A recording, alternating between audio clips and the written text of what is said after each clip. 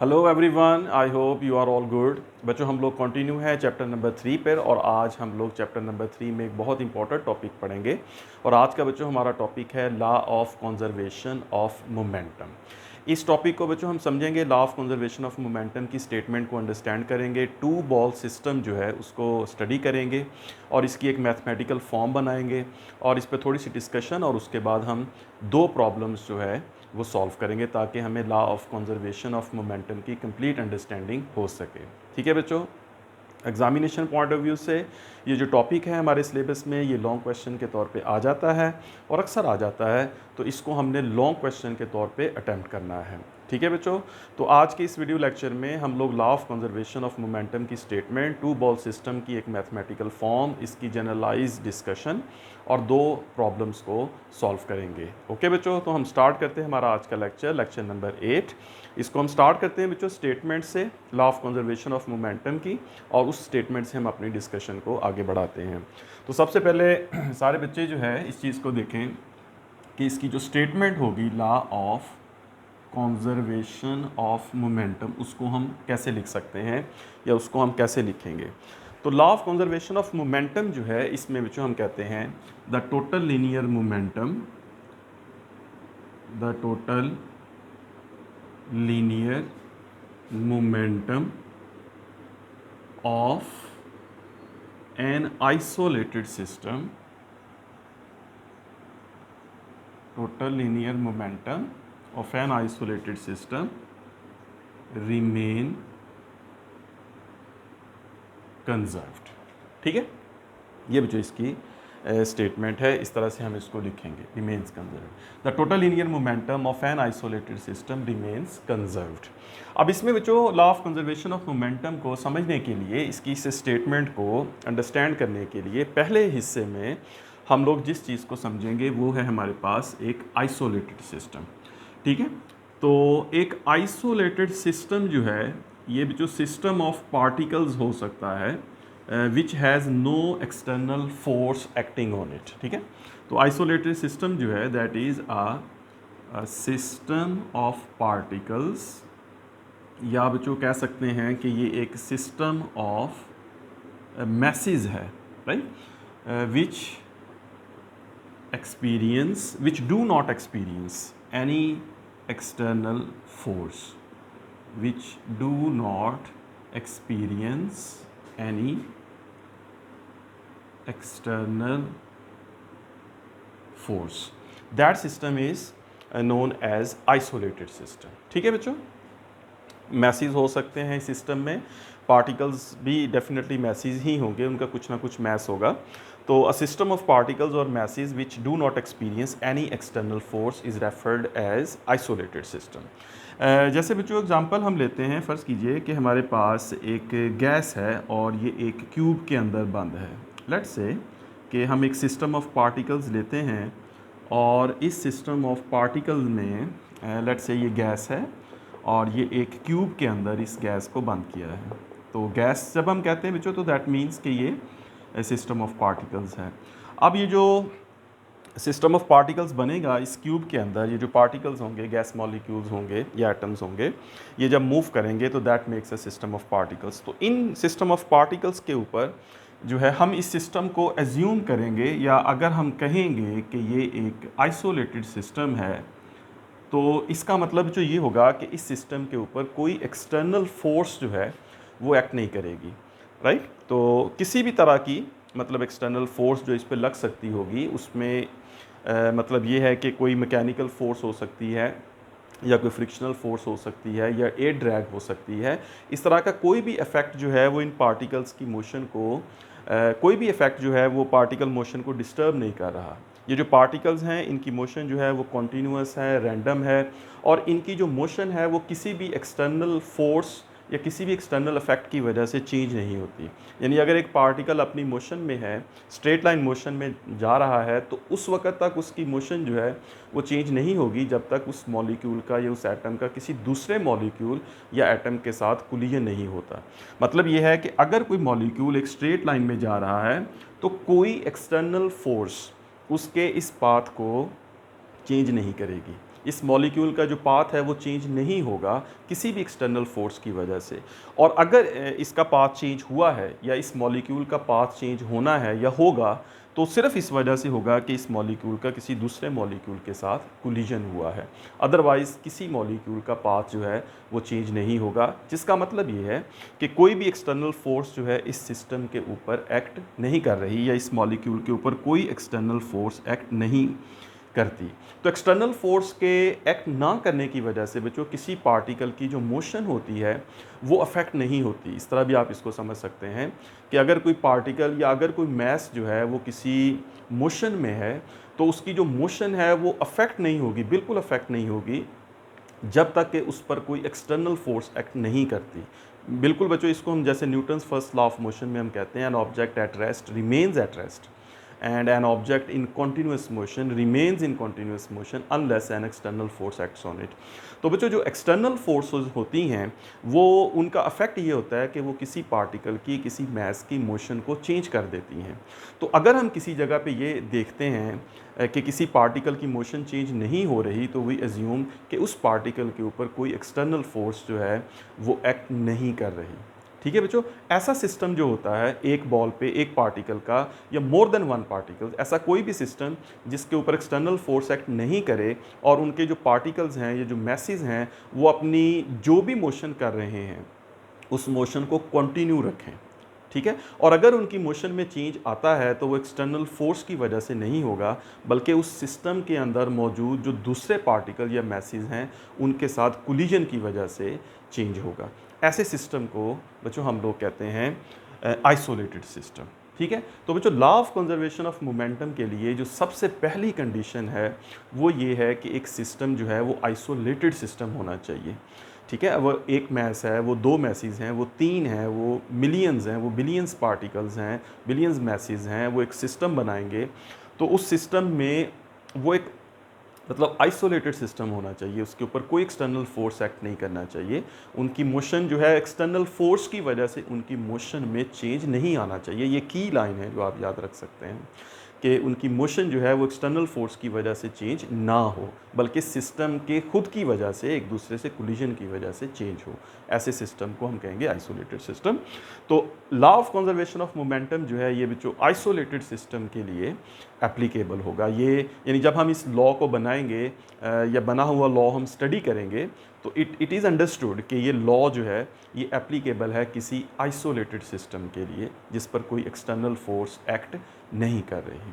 Okay बच्चों, तो ये तो इसकी स्टेटमेंट है और ये साथ एक एग्जांपल है। अब बच्चों हम लेते हैं एक टू बॉल आइसोलेटेड सिस्टम और उसको हम लेके जो है वो स्टडी करते हैं। ठीक है, तो उससे हम एक मैथमेटिकली जो एक रिज़ल्ट है उस पर वो बनाते हैं। तो हम बच्चों हम लेते हैं, हम मतलब एक एग्जांपल लेते हैं, या इस हमारे क्वेश्चन में ये शामिल है। उसको हम कहते हैं जो टू बॉल आइसोलेटेड सिस्टम।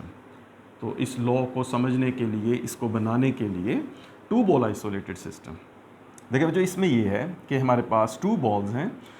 हम लेते हैं, ये फ़र्ज़ कीजिए कि हमारे पास एक बॉल है m1 और ये बॉल मूव कर रहा है वेलोसिटी v1 के साथ राइट डायरेक्शन में, और एक दूसरा बॉल है उसका मैस बच्चों m2 है और वो बॉल मूव कर रहा है वेलोसिटी v2 के साथ उसी डायरेक्शन में। दोनों की डायरेक्शंस सेम हैं। अब डेफिनेटली यहाँ पे बच्चों v1 जो है that must be greater than v2 for collision. अब ये बॉल इस बॉल के साथ कोलाइड करेगा तो उसके लिए ज़रूरी है कि इस बॉल की वेलोसिटी इस बॉल की वेलोसिटी से ज़्यादा हो। ठीक है, अब जो ये टू बॉल सिस्टम है ये आइसोलेटेड सिस्टम है। इसका मतलब जो ये है कि इन दोनों बॉल्स की जो मोशन है, स्ट्रेट लाइन मोशन या लीनियर मोशन जो है, उसको बच्चों कोई भी एक्सटर्नल फोर्स अफेक्ट नहीं करेगी। उसमें ग्रेविटी, उसमें फ्रिक्शन हो सकती है, मतलब फ्रिक्शन की वजह से इनकी मोशन अफेक्ट हो सकती है, तो हम एज्यूम करेंगे there is no friction. Air drag की वजह से अगर इनकी मोशन डिस्टर्ब हो सकती है तो we assume there is no air drag. और बॉल की जो है वो स्मूथ बॉल्स हैं, स्मूथ मीन्स कि इनकी फ्रिक्शन नहीं होगी, एयर ड्रैग जो है वो बहुत नेग्लिजिबल ये नहीं होगी। हम एज्यूम करेंगे आइसोलेटेड सिस्टम है तो कोई भी ऐसी फोर्स जो इन बॉल्स की मोशन को अफेक्ट करेगी, जिसकी वजह से बॉल्स की मोशन डिस्टर्ब, रुक सकते हैं ये दोनों बॉल्स, इनकी वेलोसिटी चेंज हो सके, हम वो फोर्सेस नहीं इंक्लूड करेंगे। तो ये दोनों बॉल्स बन जाएंगी एक आइसोलेटेड सिस्टम। तो ये दोनों बॉल्स जो है ये मूव कर रही हैं, स्मूथ हैं, हार्ड बॉल्स हैं और फ्रिक्शन नहीं है, ड्रैग नहीं है। और बच्चों ये बॉल्स मूव करेंगी तो मूव करते हुए इस बॉल की वेलोसिटी v1, इस बॉल की वेलोसिटी v2, इस बॉल की वेलोसिटी इस बॉल की वेलोसिटी से ज़्यादा होनी चाहिए, तभी जाके इनका कोलिजन होगा। तो वी अज्यूम बच्चों कि कुछ डिस्टेंस पे जाके दोनों बॉल्स जो है इनका जो है वो कोलिजन जो है वो होता है। और कोलिजन जब होता है दो बॉल्स का तो डेफिनेटली इनके मैसेज में कोई चेंज नहीं आएगी। m1 मैस जो है वो m1 ही रहेगा, m2 मैस जो है वो m2 ही रहेगा। और ये इनका यहाँ पे एक कोलिजन हुआ for very small interval of time. ठीक है, हम यहाँ लिखेंगे for very small interval of time, मतलब एक बहुत थोड़े से लम्हे में इनका आपस में कोलिजन हुआ। और कोलिजन के बाद ये दोनों बॉल्स जो हैं वो फिर से सेपरेट हो गए। और सेपरेट होने के बाद फिर से बच्चों हम कहते हैं कि दोनों बॉल्स के मैसेज में कोई चेंज नहीं आएगा, जबकि दोनों बॉल्स की जो वेलोसिटीज़ हैं वो दोबारा से चेंज हो जाएंगी। ठीक है, तो इन दोनों बॉल्स में इनके मैसेज जो है वो सेम रहे और इन दोनों बॉल्स की जो वेलोसिटीज़ हैं वो बच्चों कोलाइड होने के बाद चेंज हो गई। इसका मतलब है बच्चों कि इन दोनों बॉल्स की मोशन में चेंज आया, और वो चेंज आया सिर्फ इस वजह से कि ये बॉल इस बॉल के साथ कोलाइड हुआ, दोनों बॉल्स का कोलिजन हुआ। यानी सिस्टम के अपने अंदर जो है एक दूसरे से कोलिजन की वजह से दोनों बॉल्स के इनकी मोमेंटम में चेंज आएगी, यानी दोनों की वेलोसिटीज़ चेंज हुई। इस मैस m1 की वेलोसिटी v1 से चेंज होके v1 प्राइम हो गई और इस बॉल की वेलोसिटी v2 से चेंज होके v2 प्राइम हो गई। तो वेलोसिटीज़ में ये जो चेंज आया है v1 से v1 प्राइम और v2 से v2 प्राइम, ये चेंज बच्चों किसी एक्सटर्नल फोर्स के लगने की वजह से नहीं आया। ठीक है ना, ये पॉइंट आपने समझना है। तो एक्सटर्नल फोर्स की वजह से ये चेंज नहीं आया, तो इट इज़ आइसोलेटेड सिस्टम। और इसमें फिर बच्चों ये कि चेंज जो है वो आया है वो इस वजह से कि दोनों बॉल्स का आपस में कोलिजन हुआ है for very small interval of time. तो वो दोनों बॉल्स का ये जो कोलिजन हुआ, इस कोलिजन के नतीजे में दोनों बॉल्स ने एक दूसरे के ऊपर फोर्सेस लगाई और उन फोर्सेस की वजह से इनकी वेलोसिटीज चेंज हुई, या यूँ कह लें बच्चों कि दोनों बॉल्स की जो मोशन है वो चेंज हुई due to their collision, not because of any external force. ठीक है, तो अब बच्चों दोनों की वेलोसिटीज चेंज हुई। इसका मतलब ये है, दोनों की वेलोसिटीज का चेंज होने का मतलब ये है कि दोनों का मोमेंटम चेंज हुआ है। तो अगर मैं देखूं कि इस बॉल जो है, ये बॉल है हमारे पास m1, इसका मोमेंटम m1 v1 है, इस बॉल का मोमेंटम m2 v2 है। मोमेंटम आपको पता है, हम बच्चों कैलकुलेट कर सकते हैं p इक्वल्स टू mv से। तो m1 v1 इस बॉल का मोमेंटम, m2 v2 इस बॉल का मोमेंटम होगा। ये तो वो मोमेंटम्स होंगे जो इनके अभी कोलिजन से पहले हैं। फिर कोलिजन हुआ, एक दूसरे के ऊपर कुछ फोर्सेस लगी और फोर्सेस के बाद दोनों की वेलोसिटीज चेंज हुई। तो इसका मोमेंटम जो है m1 बॉल का m1 v1 प्राइम, और दूसरी बॉल जो है m2, उसका मोमेंटम m2 v2 प्राइम हो गया। ठीक है, अब इनके मोमेंटम्स को कैलकुलेट करते हैं और देखते हैं कि कोलिजन से पहले और कोलिजन के बाद इनके मोमेंटम्स में क्या चेंज आया है। तो देखें बच्चों, ये यहाँ पर हमने देखा कि दोनों बॉल्स जो है एक दूसरे के साथ कोलाइड हुए और कोलाइड होने पर दोनों बॉल्स ने एक दूसरे के ऊपर फोर्सेस लगाई। ठीक है, अब अगर ये फोर्स नहीं लगती तो फिर इनके मोमेंटम में चेंज नहीं आता, या यूँ बच्चों आप कह लें कि जब तक ये दोनों बॉल्स जो है ये मूव करते रहेंगी और इन दोनों बॉल्स का आपस में कोलिजन नहीं होगा, तब तक इनकी मोशन चेंज नहीं होगी, और मोशन चेंज नहीं होगी तो मोमेंटम चेंज नहीं होगा। तो हम इस पर law of conservation of momentum को स्टडी नहीं कर सकते। तो फोर्सेस तो लगी हैं, फोर्सेस के लगने के नतीजे में ये मोमेंटम चेंज हुआ है, ये मोशन चेंज हुई है। तो इसका मतलब हम फोर्स को पहले फाइंड करेंगे, ये फोर्स वाली इक्वेशन जो है वो हम यहाँ पे यूज़ करेंगे। अब जो लास्ट टॉपिक्स में हमने ये पढ़ा था, लास्ट टॉपिक में बल्कि लेक्चर नंबर 7 में जो हमने ये पढ़ा था कि जब दो बॉल्स का आपस में कोलिजन होता है एक थोड़े से टाइम के लिए, तो उसमें हम कहते हैं फोर्स इनटू टाइम इम्पल्स जो है वो हमने स्टडी किया था। तो बहुत थोड़े से टाइम में जब इन दोनों बॉल्स का आपस में कोलिजन होगा, तो उसमें बच्चों हमने ये पढ़ा था कि F multiplies T equals to mvf prime minus mvi prime. तो जब फोर्स लगती है एक थोड़े से टाइम के लिए, तो उसमें फिर बच्चों ये हमारे पास इक्वेशन होती है F into T equals mvf prime minus mvi prime. F force हो गई, T वो टाइम जिस दौरान ये फोर्स लगी है, vi जो है किसी मास की इनिशियल वेलोसिटी, मतलब वेलोसिटी आफ्टर कोलिजन, और vf जो है ये उसकी मतलब final velocity after collision, m जो है ये उसका मास है। तो बच्चों हम ये इस इक्वेशन को अप्लाई करते हैं और इसको लिखते हैं फॉर मास m1। ठीक है, ये जो m1 मास है इस पर हम देखते हैं कि कितनी फोर्स जो है वो लगी थी जब ये बॉल जो है ये मैस इस बॉल से कोलाइड हुआ। तो m1 जो है बच्चों इस बॉल के ऊपर जो फोर्स लगी जब इसका कोलिजन हुआ, तो उसको हम इस इक्वेशन से अगर लिखते हैं तो उसको बच्चों हम इस तरह लिखते हैं कि f prime, right, f prime is force that has acted on mass m1 during interval t, ठीक है, t टाइम के अंदर इसके ऊपर फोर्स लगी। और इस इक्वेशन के अकॉर्डिंग हम लिखेंगे बच्चों इसमें कि m1 जो है ये मैस है जिसके ऊपर फोर्स लगी, vf प्राइम मीन्स इसकी वेलोसिटी आफ्टर कोलिजन जो है वो हो गई v1 प्राइम। यहाँ से आप देखें जब फोर्स लगी इस मैस m1 के ऊपर तो पहले इसकी वेलोसिटी v1 थी, फोर्स लगी तो इसकी वेलोसिटी v1 प्राइम हो गई। तो m1 v1 प्राइम माइनस फिर हम लिखेंगे m1 vi प्राइम, इसको आप कह लें, या इसको बच्चों हम लोग जो है मतलब इस तरह से इसके ऊपर प्राइम नहीं लिखेंगे, तो mvf माइनस mvi, बल्कि इस तरह लिख लेते हैं f into T equals to mvf minus mvi, यानी इनिशियल वेलोसिटी और vf का मतलब है फाइनल वेलोसिटी। तो यहाँ पे बच्चों जो फाइनल वेलोसिटी है that means velocity after collision, या जिस वक्त इस बॉल ने इसके ऊपर फोर्स लगाई उस वक्त जो वेलोसिटी है vf that is v1 prime minus vi जो है that is initial velocity means that is velocity before collision, और वो है हमारे पास v1, ठीक है। तो इस तरह से हम लिख सकते हैं कि f prime into T equals m1 v1 prime minus m1 v1। तो ये जो इक्वेशन जो है इससे हमें पता चलता है कि ये जो m1 है मैस इसके ऊपर कितनी फोर्स लगेगी, ठीक है। सिमिलरली अब यहाँ पे बच्चों हम क्या देते हैं, सिमिलरली अब यहाँ से हम कैलकुलेट करते हैं फॉर मैस m2, ठीक है। ये जो m2 होगा इस पर कितनी फोर्स लगेगी जब ये कोलिजन होगा, तो इसी इक्वेशन के अकॉर्डिंग बच्चों हम देखेंगे कि m1 पर जो फोर्स लगी थी वो f प्राइम थी, और जो m2 पे लगेगी उस फोर्स को हम f कह लेते हैं, तो that is f into T. दोनों फोर्सेज एक ही टाइम में लगेंगी, जिस इंटरवल में m1 के ऊपर फोर्स लगेगी उसी इंटरवल में m2 के ऊपर फोर्स लगेगी। तो that is equals to m2 v2 prime minus m2 v2, ठीक है। तो vf mean final velocity of m2 after collision after force वो v2 प्राइम हो जाएगी, और जो है vi that means initial velocity of mass m2 before collision, या जब उस पर फोर्स नहीं लगी थी। तो ये बच्चों हमारे पास इक्वेशन नंबर 1 है, और ये हमारे पास है इक्वेशन नंबर 2। तो एडिंग बोथ इक्वेशंस, दोनों को बच्चों हम ऐड कर देते हैं। तो ऐड करने में हमारे पास लेफ़्ट साइड पे f प्राइम इंटू टी, तो दोनों को ऐड करते हैं तो जो हमारे पास f prime into T plus f into T, ये वाली इक्वेशन। उसके बाद जो हमारे पास राइट साइड पे आएगा m1 v1 prime minus m1 v1 plus यहाँ पे लिखेंगे हम m2 v2 prime minus m2 v2, ठीक है। तो इस तरह से बच्चों दोनों इक्वेशंस को अब हम यहाँ पे ऐड कर देते हैं। ऐड करने के बाद हम देखते हैं बच्चों लेफ़्ट साइड पे हमारे पास t कॉमन है, विच मीन्स कि हमारे पास f prime plus f into T होगा।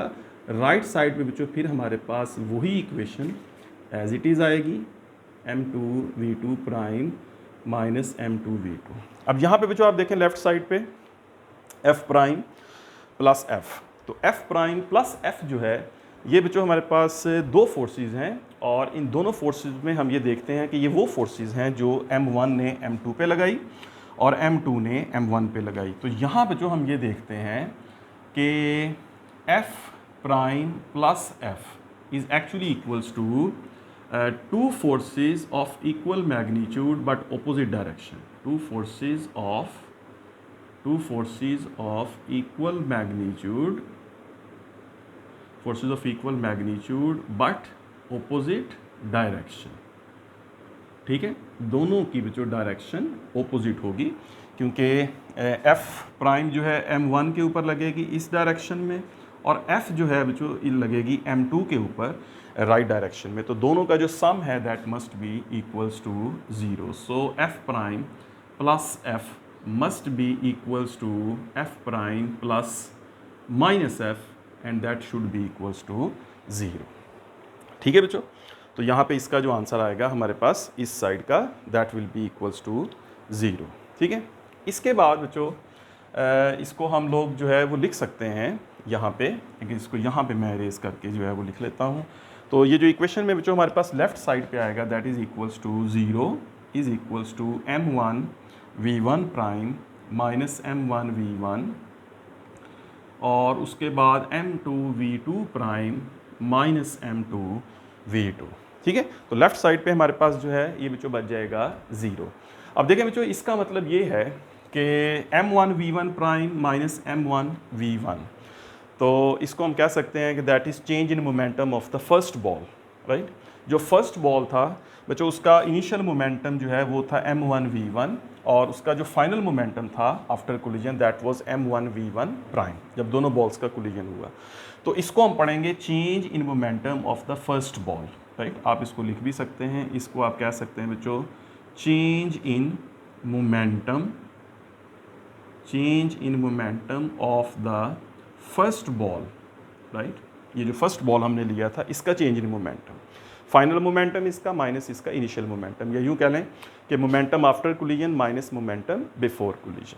और इसी तरह बच्चों ये जो दूसरा है हमारे पास, ये दूसरा पार्ट है, इसको बच्चों हम कहेंगे change in momentum of the second ball. So this is change in momentum of the second ball, right. और यहाँ से बच्चों हम ये देखते हैं कि सम ऑफ टोटल चेंज इज़ 0, तो दोनों का मोमेंटम चेंज हुआ है, लेकिन दोनों के मोमेंटम का जो सम है, चेंज इन मोमेंटम का जो सम है दैट इज़ इक्वल्स टू 0। और फिर इस चीज़ को हम लोग इस तरह से भी लिख सकते हैं, ठीक है। यहाँ पे बच्चों इसको मैं लिखता हूँ, इस इक्वेशन को फिर हम इस तरह से लिख सकते हैं कि हमारे पास बच्चों इस इधर से m1v1, यहाँ से ये जो नेगेटिव वाले फैक्टर हैं ये दोनों लेफ्ट साइड पे आएंगे, तो m1v1 plus m2v2 equals m1v1 prime plus m2v2 prime. और इसको बच्चों हम कह सकते हैं, इसको हम लिख सकते हैं momentum of system, momentum of two ball system before collision, right. ये इस टू बॉल सिस्टम में जो मोमेंटम था बिफोर कोलिजन है, m1v1 प्लस m2v2, ये दोनों का बच्चों दोनों बॉल्स का मोमेंटम है बिफोर कोलिजन। और राइट साइड पे अगर हम देखें बच्चों तो हम ये कह सकते हैं कि momentum of two ball system या momentum of system after collision, ठीक है। तो ये जो हम स्टेटमेंट इसकी बनाते हैं कि ये बिफोर कोलिजन बॉल्स का जो मोमेंटम था, दोनों बॉल्स का मोमेंटम आपने लिया बिफोर कोलिजन, और उसके बाद बच्चों दोनों बॉल्स का मोमेंटम आपने कैलकुलेट किया आफ्टर कोलिजन, तो आपने देखा कि वो मोमेंटम सेम है। So total momentum of an isolated system, तो इसका रिजल्ट ये निकलता है कि हम ये बच्चों कहते हैं कि total momentum of an isolated system, total momentum of an isolated system remains constant, ठीक है, उसमें कोई चेंज नहीं आया।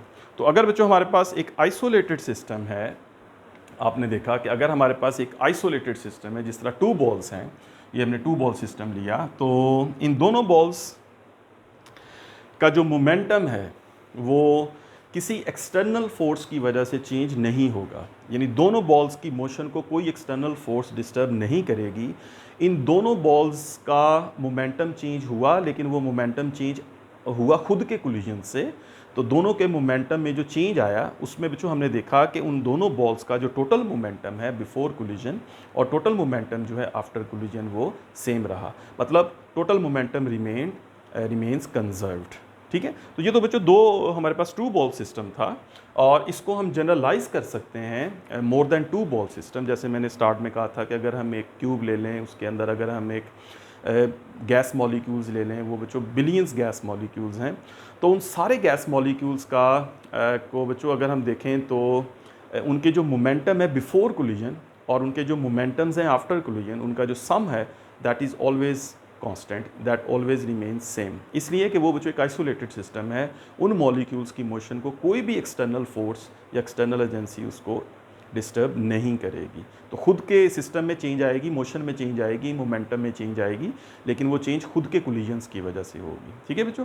तो इसको हम कहते हैं law of conservation of momentum. और आमतौर पे बच्चों law of conservation of momentum में हम लोग ये जो इक्वेशन है इसको यूटिलाइज करते हैं, ठीक है। हम ये देखते हैं कि किसी भी सिस्टम को, टू बॉल सिस्टम हो या more than two ball system हो, उसमें बच्चों हम टोटल मोमेंटम निकाल लेते हैं किसी सिस्टम का बिफोर कोलिजन, और उसके बाद हम टोटल मोमेंटम देख लेते हैं उसका आफ्टर कोलिजन, और उनको इक्वलाइज करके हम वहाँ से डिफरेंट प्रॉब्लम्स को सॉल्व कर लेते हैं।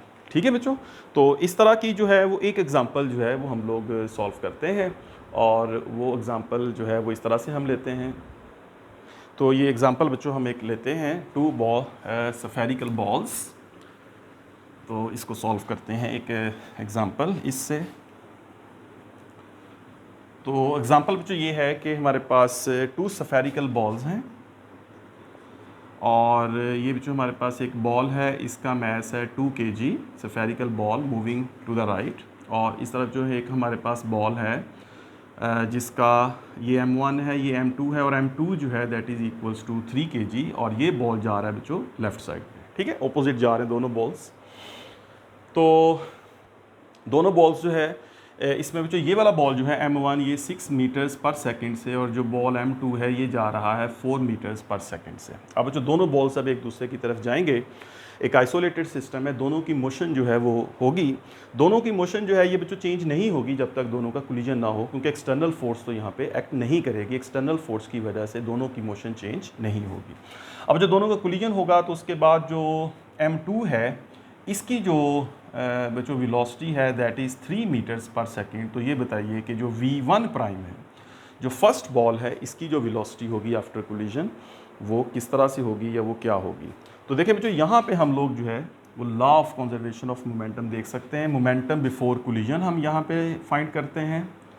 तो यहाँ पे बच्चों हम लिखते हैं मोमेंटम बिफोर कोलिजन, यानी दोनों बॉल्स जो हैं उनका मोमेंटम हम लेते हैं, अभी इनका कोलिजन नहीं हुआ, तो that must be equals to M1 V1 plus M2 V2। तो उसमें जो M1 जो है हमारे पास है 2 kg, और V1 जो है इसकी velocity that is 6 metres per second, M2 जो है that is 3 kg, and V2 जो है that is -4 metres per second. Negative जो यहाँ लिया इसलिए कि दोनों बॉल्स की डायरेक्शन अपोजिट है, सेम डायरेक्शन होगी तो साइन पॉजिटिव ले लेंगे। अब जो यहाँ पे आप देखें तो 6 2s are 12 -4 3s are 12, so the initial momentum of the system is 0। Momentum before collision of both the balls is 0। दोनों का मोमेंटम सेम है, डायरेक्शन अपोजिट है, तो उनका सम करेंगे तो 0 होगा। अब जो हम देखते हैं कि मोमेंटम आफ्टर कोलिजन जो है इन दोनों का क्या होगा, इन दोनों बॉल्स का आफ्टर कोलिजन। तो आफ्टर कोलिजन बच्चों हम देखते हैं M1 V1 prime plus M2 V2 prime. तो मैस में कोई चेंज नहीं आएगा कोलिजन के बाद, तो mass remains 2 kg same. V1 prime हमें फाइंड करना है, और यहाँ पे बच्चों हमारे पास M2 जो है उसमें कोई चेंज नहीं है, that is 3 kg। V2 prime जो है दैट इज़ -3। तो यहाँ पे ये भी एज्यूम करेंगे कि जब जो दोनों बॉल्स का कोलिजन होगा तो कोलिजन के बाद दोनों रीबाउंड होंगे, वापस मूव करेंगे, तो उसकी वजह से बच्चों दोनों की जो डायरेक्शन ऑफ मोशन है वो अपोजिट हो जाएगी, तो इस वजह से माइनस आएगा। तो यहाँ पे बच्चों हमारे पास आएगा 2V1 प्राइम -9। अब जो लॉ ऑफ कंजर्वेशन के अकॉर्डिंग, मोमेंटम के अकॉर्डिंग बिफोर कोलिजन और आफ्टर कोलिजन जो मोमेंटम है वो सेम होगा। तो बिफोर कोलिजन जो है वो 0 है, और आफ्टर कोलिजन जो है वो है बच्चों 2V1 प्राइम -9। तो यहाँ से अगर बच्चों हम V1 प्राइम फाइंड करें तो that will be equals to 9/2 which is 4.5 metres per second. तो इस तरह से बच्चों हम इन दोनों बॉल्स का जो 2 बॉल सिस्टम है इसको एक आइसोलेटेड सिस्टम मान के, और इसके ऊपर law of conservation of momentum जो है वो अप्लाई करके, तो इस पे जो हम इसकी वेलोसिटी वगैरह फाइंड कर सकते हैं। ठीक है, चलें एक और एग्जांपल बच्चों हम देखते हैं। प्रॉब्लम बेसिकली है ये एक कि 2 bodies of masses M1 and M2 are attached to the ends of a spring which is compressed.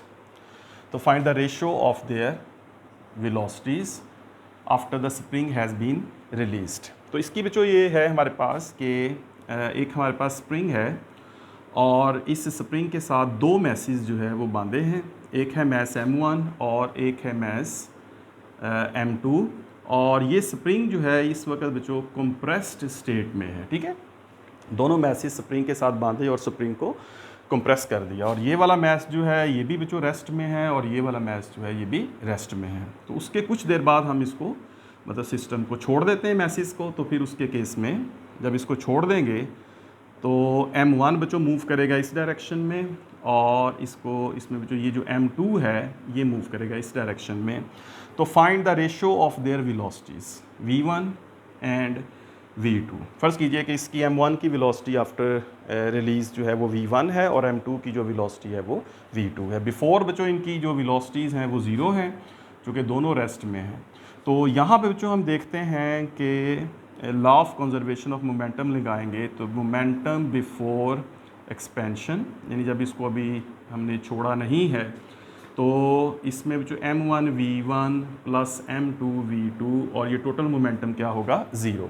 m1 into v1, m1 into v1 वो ज़ीरो होगा क्योंकि वेलोसिटी ज़ीरो है। m2 इंटू v2 ये भी वेलोसिटी ज़ीरो, तो इसका momentum भी zero. Both rest, दोनों मैसेज रेस्ट में है तो दोनों का मोमेंटम ज़ीरो होगा। फिर बच्चों हम कहते हैं कि हम इसमें लिखते हैं मोमेंटम आफ्टर एक्सपेंशन, मतलब हमने इन दोनों मैसेज को मतलब कंप्रेशन हटा दिया, तो ये जो है ये मैसेज मूव करेंगे। तो उस केस में बच्चों फिर हम ये लिखेंगे m1 v1 और प्लस लिखेंगे m2 माइनस v2, मतलब दोनों मैसेज ऑपोजिट डायरेक्शन में जाएंगे। तो इसका जो मैस है वो जो m1 v1 मोमेंटम इसका बनेगा, उसका मोमेंटम m2 माइनस v2, यानी बच्चों इसका बनेगा m1 v1 minus m2 v2। अब लॉ ऑफ कंजर्वेशन के अकॉर्डिंग बच्चों ये दोनों का इनिशियल मोमेंटम और फाइनल मोमेंटम जो है ये सेम होगा। तो हम ये कह देते हैं कि इनिशियल मोमेंटम यानी P I equals P F. तो इनिशियल बच्चों ज़ीरो है और फाइनल जो है m1 v1 minus m2 v2। तो यहाँ से बच्चों हम कह सकते हैं कि ज़ीरो जो है that is m1 v1 minus m2 v2। इसको इस तरफ शिफ्ट कर दें तो m2 v2 equals m1 v1, तो m2 over m1 equals v1 over v2, यानी बच्चों रिजल्ट ये आया कि v1 over v2 equals m2 over m1। तो दोनों मैसेज की जो वेलोसिटीज़ की रेशो होगी वो बच्चों इनके इन्वर्स होगी, यानी v1 over v2 equals m2 over m1। इसका मतलब बच्चों ये है कि जो मैस हैवी होगा, जो मैस बड़ा होगा, जिसकी वैल्यू ज़्यादा होगी उसकी वेलोसिटी कम होगी, और जो मैस हल्का होगा उसकी वेलोसिटी ज़्यादा होगी। तो m1 और m2 अगर एक स्प्रिंग के साथ बंधे हैं, अटैच्ड हैं और स्प्रिंग कंप्रेस्ड है, तो उस वक्त उनका मोमेंटम ज़ीरो, और जब इस मैस को छोड़ देंगे दोनों को तो ये मैसेज मूव करेंगे ऑपोजिट डायरेक्शन में, तो उनकी जो वेलोसिटीज़ होंगी v1 और v2 उनकी जो रेशियो होगी वो m2 ओवर m1 यानी इन्वर्स होगी। जिसका मतलब कि जो मैस m1 और m2 में जो मैस हैवी होगा, बड़ा होगा, उसकी वेलोसिटी कम होगी, और जो हल्का होगा उसकी वेलोसिटी ज़्यादा होगी। तो यहाँ से law of conservation of momentum से हम इस तरह की प्रॉब्लम्स को भी सॉल्व कर सकते हैं। ऑलराइट बच्चों, सो आई होप कि law of conservation of momentum जो है इसकी अंडरस्टैंडिंग जो है आपकी अच्छी डेवलप होगी इस लेक्चर के बाद। तो आप लोग इस लेक्चर को जो है अच्छा सा प्रिपेयर करें, और इसमें जो भी क्वेश्चंस हों उसको आप कमेंट्स में लिखें या डायरेक्ट मुझे सेंड करें, और आपकी तमाम कन्फ्यूजन जो है इस लॉ के बारे में वो नहीं होनी चाहिए, ख़त्म होनी चाहिए। ऑलराइट बच्चों, so thank you very much, take care, all the best.